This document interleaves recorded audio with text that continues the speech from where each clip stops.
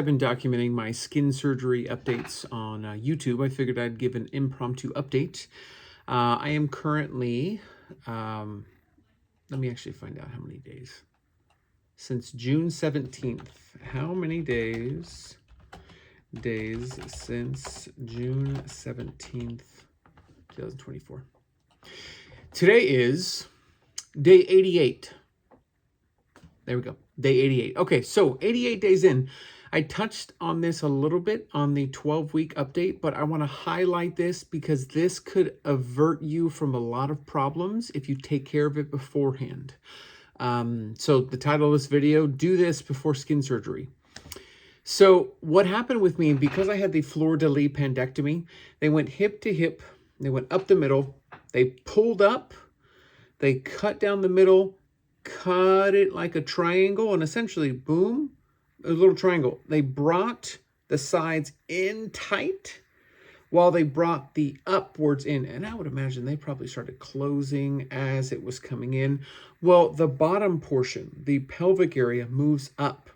If you're somebody that grows or has a lot of hair in that area, and I think in general you're going to have that pubic area have hair, if that is potentially what's going to be lifted up high enough, then you may have the potential of ingrown hairs or some sort of irritation with the hair growing back right where the incision line is. And this is a really big call out because I, day 88, have been having an issue with this pin-size hole on the left-hand side of my incision.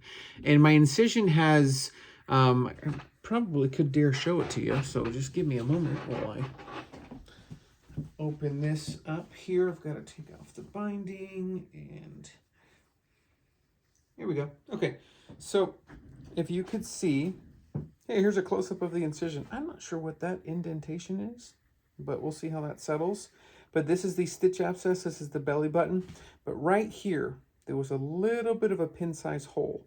That was essentially, hey, that's a decent-sized close-up of the incision. There you go. I should just talk like this from now on and have my little bubble head down. But, sit down now. That pin-size hole, I thought it was an ingrown hair. I also read quite a bit about having the doctor having to re-cut open that area sometimes due to a stitch abscess. What I'm getting at, and to make this kind of to the point, is if you have the potential of having that area moved up, consider hair loss or hair removal for that top region. And I would do that in plenty of time to have it done and have it healed and have it in a good shape, kind of what that distance is before surgery. In fact, I'm going to do this. How long before surgery can I have hair removal? Laser hair removal. There we go. This is Google. So, can be used safely over scar tissue. So this is after. What about before? After undergoing, there we go. I was turned away from my laser hair appointment because it wasn't safe to carry out the procedure after being administered anesthesia. Well, this is before. Talk to your surgeon. Talk to your surgeon about the before and how long before. That's really important because here's where the issue is and what just happened. I took a shower and I noticed a loop of hair, and I'm like, right where that area is, because I'm checking on it constantly. I'm making sure that it's in good shape, it's healing. I'm putting Bactrin. I'm doing whatever I can to make sure that that's closed, especially now that I'm working out, sweating, all that good stuff. Well, all of a sudden I notice a little bit of a loop, and so I get a little bit of a tweezer, and I start pulling out, and all of a sudden the longest hair, 3 months of hair length is coming out of that area. And so I really think, and I'll update as the months and weeks go on, I really do think that there was an ingrown or trapped hair, which led to that pin-size hole or that incision opening. And so that's why I have been dealing with that opening.